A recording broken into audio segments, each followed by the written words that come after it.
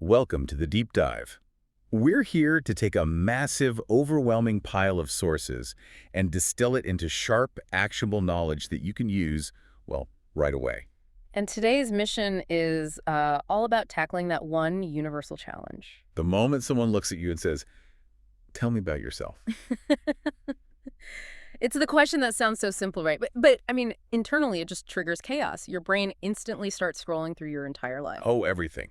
Your education, your Yep. job history, your family, what you did last weekend, it's all competing for that starting line. Yeah, And exactly. you end up with this just massive, noisy cloud of possible answers, and that uncertainty, Right. it just freezes you. And the results of that brain freeze can be, well, kind of paralyzing, especially in a new or a high-stakes environment. For sure. Our sources actually highlighted this one anecdote about a learner named Jake. He was in a group language exchange. Okay. And when it was his turn to introduce himself, the pressure was so intense, he totally blanked. Oh, no. All he could manage to say was, "My name is Jake. I like food." I mean, it's a noble, relatable passion, but Right. perhaps not the most robust personal introduction.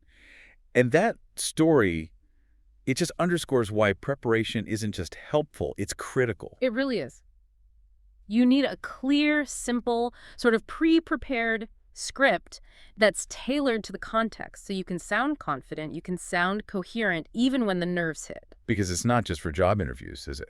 Not at all. Mastering this is a foundational skill. You use it when you meet new classmates, coworkers, a neighbor, or when you're traveling and meeting people. I mean, it's the opener to pretty much every human interaction. Okay, let's unpack this then. Before we can even decide what to say, we have to know who we're speaking to. Exactly. Our sources give us these really clear frameworks, but they all start with one step: situational triage. That's it. The first layer of defense is determining the situation because the style, the tone, even the length of your answer has to match the atmosphere. Yeah, you can't talk about your 5-year career plan at a casual party. You've completely misjudged the room if you do that. So we have 3 common settings identified in the source material. Let's start with the most relaxed vibe. Okay, so number one is informal. Think, friends. A casual cafe, a party. The style should be friendly, open, not too serious. And your greetings are super casual, like hi or hey. Totally. The goal here is just connection, finding some common ground. Then there's number 2, the semi-formal setting. This one's a bit trickier. It's friendly, but still professional. Right, like conferences, professional meetups, or maybe that first lunch with some new colleagues. The style is still polite, but you can be relaxed. So the language is a little more elevated. A little, but still natural. Hi there, or a simple morning, good to meet you works perfectly. You're trying to establish professional respect, but still seem approachable. And finally, number 3, the formal setting. This is the big one. This is the one that makes people nervous. The job interview, a meeting with a high-level manager, maybe an official government appointment. Your language has to be careful and polite. So your greetings are more classic. Good morning. Thank Yeah. you for seeing me today. Exactly. Or, it's a pleasure to be here. The main takeaway from this triage is just to pause, analyze the situation, and then choose your style before you even think about your content. That makes perfect sense. So once we know the situation, the real challenge is what to say. What were the most reliable content structures our sources found? Okay, we found 3 really robust structures. The first one is what we're calling the super simple and safe version. The emergency script. The emergency script. It's perfect for beginners or for highly anxious speakers or when you literally only have 10 seconds. And the beauty of it is its simplicity. It's just 3 pieces of information, right? Just 3, designed for comfort. Your name, your origin, and one hobby or something you like. My name is Paul. I'm from London. I like to read books. It's so easy to remember. There's minimal risk. And crucially, the source notes to deliver that with a smile. Yes, a short, confident, smiling answer is so much better than a long, fumbling one.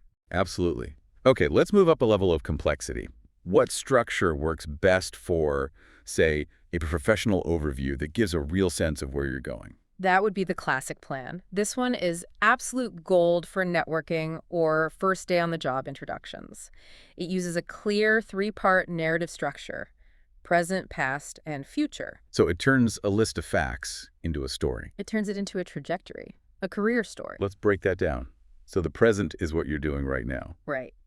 Your current role or what you're studying. I'm currently an English teacher at a language center, or I am a student at the University of Toronto studying computer science. It's immediate. And the past gives the foundation.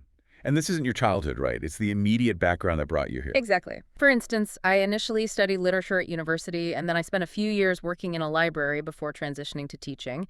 It just validates the present role. And then the future closes the loop by showing ambition, your goals. Right. My future goals are to create more innovative lessons for our online channel and to travel to new countries. So this structure gives the listener a clear three-dimensional story. Who you are, how you got here, and where you're going. It's incredibly powerful. Fantastic. Now let's look at the third structure, which is hyper-specific, and I think the highest pressure one. The job interview focus, the money advertiser. Precisely. The goal here is not your life story. It is solely to prove, quickly and efficiently, that you are the perfect fit for that job. So if you talk about your love for pasta, you've wasted precious time. You've completely wasted it. So the first requirement is research. You have to think about the job description first. What skills are they looking for? And then you focus only on those skills and experiences. Laser focused. If the job wants data entry, you say. I spent 2 years working as a secretary for a major law firm where my primary responsibility was organizing and digitizing over 10,000 documents. So I wouldn't say I like hiking. I'd say I am proficient in Python and very good with SQL databases. Exactly. Keep the tone positive and focused on their needs, aligning your past directly with their future. So now that we have the frameworks, let's explore the individual components, the building blocks. These are the little pieces you can select depending on which framework you're using. We can start with the non-negotiables. First is location. A simple origin is fine. I'm from Brazil. But, a lot of people have a more layered history. Right, so in that case, you need a combined statement. Something like, I was born in England, but now I live in Madrid. Yeah, and our sources also suggest including how long you've been there. It adds a bit of substance. I've been living in Madrid for 3 years, and I'm loving the change of pace. Adding the duration shows stability. And it also offers a natural follow-up question for the listener. It's a built-in conversational hook. Why Madrid? Okay, next up is occupation or study. How do we phrase this in a way that works for both casual and professional settings? Well, you have a few ways. For a casual setting, just the field is enough. I work in education. For something a bit more professional, state your role. I work as a nurse. And for a high-stakes setting. You might want to mention your department or specialization. I work for a telecom company in customer service, handling escalated technical issues. That little bit of detail really matters there. What about for students? Simple. State your major. I study computer science at the local university. And if you're, say, self-employed or between jobs, the sources suggest framing it positively. Why? I'm currently focusing on a freelance project related to web design, or I'm taking a brief break to focus on professional development. Right. Now let's talk about home and family. This is where boundaries can become really important. Absolutely. You want to keep this high level and, safe. Simple facts about who you live with are fine. I live with my parents, or I share an apartment with a friend. And for siblings. Just state the number. I have one brother and one sister, or I'm an only child. I think the key here is what the expert's note said. Yeah. You don't have to share every family secret in the first 5 minutes. Exactly. It's about being accessible, not oversharing. Keep it light, general, and focused on facts that shape your daily life, not your whole life story. Okay, now we can move to the elements that add that little spark of personality, the things that make the introduction memorable. These are your hobbies and interests, and they are pure gold because they provide the easiest possible conversation flow for the other person. And we should use phrases that show some enthusiasm, right? Not just cold facts. Yeah, so instead of my hobby is music, you could try, I'm really into music, especially old jazz and rock. Or, I'm a big fan of football. I follow the Premier League closely. The specifics create connection points. Another great personality builder is likes and dislikes. It just shows your human side instantly. Totally. I love cats and pasta, but I don't like very spicy food. Or, I love coffee, but I really don't like to wait in long lines. Those little preferences are quick ways to show personality and even humor. And then, the true secret weapon, the fun fact. This has to be strategic, though. What's the biggest mistake people make here? Trying too hard. They choose something that requires a ton of backstory or explanation, and it just kills the flow. The best fun facts are simple, visual, and require zero context. So something like, I can juggle 3 apples, or I have a cat with 3 different colors. Exactly. That's an immediate open invitation for the other person to ask a follow-up question without having to think hard. It's like you're giving them a gift, a clear question. Really? Show me. Yeah. Or, wow, what's your cat's name? It guarantees the conversation doesn't just die right there. Okay, let's pivot back to that most demanding scenario, the formal interview, because the building blocks we just talked about are framed so differently here. Yeah, they really are.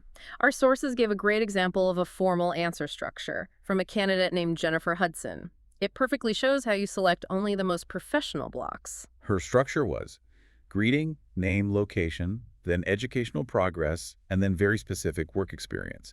She was super concise with the location part and moved really quickly to her academic and professional credentials. It's a 60-second self-advertisement. And critically, in formal settings, they will almost inevitably ask about strengths and weaknesses. You cannot wing this. The strengths part is pretty straightforward, but it has to be direct and positive. Yep. Focus on being self-motivated, honest, dedicated. For example, I consider myself a highly motivated self-starter, and I pride myself on maintaining an honest working style. Now, the weakness question. This is what people usually panic. Mm-hmm. How do we frame a negative trait as a focus on quality or urgency? The key is to show that your weakness is actually a commitment to quality control. Avoid saying, I'm a perfectionist, because that's just overused. Right. Instead, frame it as a deep dedication to standards. So it's not a personality flaw, it's a focus on process. Yes, for example, a weakness I've been working on is my tendency to overcheck my work. I won't feel comfortable submitting something until I am certain every detail meets the highest standard. This shows commitment to quality, not procrastination. And the final piece of the formal puzzle, goals. These have to be completely aligned with the company. Completely. Your short-term goal has to be about them. My short-term goal is to get a job in a reputed company, like this one, where I can utilize my skills to contribute to team growth. And the long-term goal shows you want to stay. Right. My long-term goal is to be in a highly respectable position within this organization, leading teams and developing new strategies. It shows you see your future tied directly to their success. So that's the entire formal structure decoded. It's Right. all about strategic selection and careful phrasing. It really is. Excellent. Now, shifting gears away from the pressure of the interview, let's go back to a more day-to-day conversation. The daily routine. Ah, yes.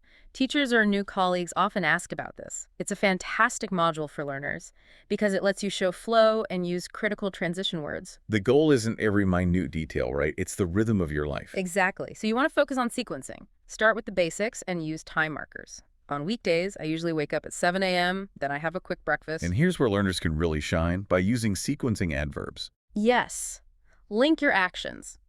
After that, I commute to work, and finally, I check my email before starting my tasks. Using then, after that, finally. It's great fluency practice, and it makes the story so clear for the listener. And this is a perfect place to organically integrate your language studies. Absolutely. You make English part of your life map. In the evening, I usually cook dinner, and while I eat, I watch a series in English to practice listening. Or maybe before bed, I usually study English vocabulary for 20 minutes. It creates a simple, organized picture for the listener, and it shows commitment and structure, which are good traits in any setting. It's a way to talk about yourself that offers insight into your discipline, not just your hobbies. So what does this all mean? We have the structures, we have the modules, but none of it matters if the delivery is shaky. The key, as we've established, is practice. Yes, and the sources really emphasize that practice must be done out loud. Say your simple script in front of a mirror. Practice your classic plan with a friend. Don't aim for perfection right away. Just aim for ease and flow. Exactly. Repetition builds that muscle memory. And here's the essential confidence reminder. Don't let a fear of mistakes paralyze you. Mistakes are part of learning. People are generally kind and patient. So, to wrap this deep dive up, let's just quickly revisit the 5 things you should actively avoid. The pitfalls that can undermine even a carefully structured introduction. Okay, number 1. Talking too much. Keep it concise. If you go on for 5 minutes, the listener is checked out. Definitely. 2, skipping the practice. If you try to improvise this core information, you will probably freeze up when the pressure is on. A prepared mind is a confident mind. 3, being too negative. Never complain.